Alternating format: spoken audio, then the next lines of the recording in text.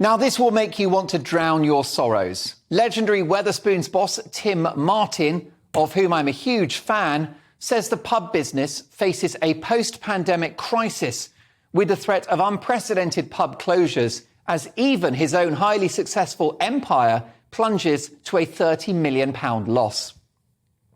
We've been losing thousands of pubs a year for decades now, and the disappearance of our locals has, of course, been exacerbated by COVID measures, which have had a particularly brutal impact on hospitality. And when it comes to pubs, all too often, when it's gone, with these normally large properties routinely converted into housing, offices, or even a supermarket. When you lose a pub, you lose so much. Pubs make a massive contribution to GDP and the national income. Pubs are a big employer, particularly of young people and those seeking casual labour. And the supply chains linked to a public house, food wholesalers, breweries, cleaning companies is massive. But more than that, pubs are a part of our way of life. They are one of the things that separate this country from others. Your local boozer is a community hub, a venue normally a short walk or at least a bus ride away, where you can go with friends or family, or maybe just pop in for a cheeky pint after work on your own with a newspaper, a book, or your phone for company. Heaven. The pub is somewhere that you can go to celebrate or commiserate. That's the magic.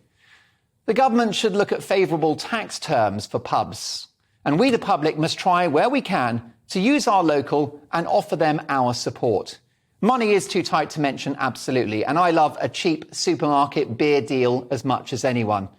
But just occasionally, it's worth popping in for a swift half so that we can preserve this great legacy, having somewhere a stone's throw from our own front door to meet people.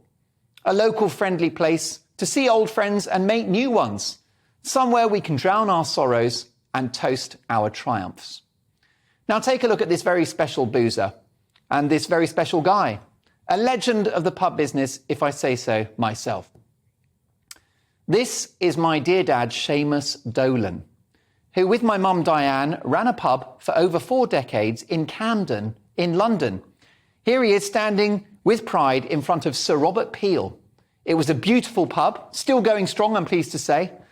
But at the time, the customers became dear friends, most of them anyway. And growing up above that pub with my brother and 2 sisters as a kid was the greatest privilege.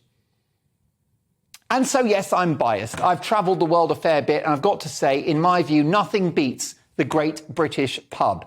And we should do everything we can to save it. I'll drink to that, and so will Seamus.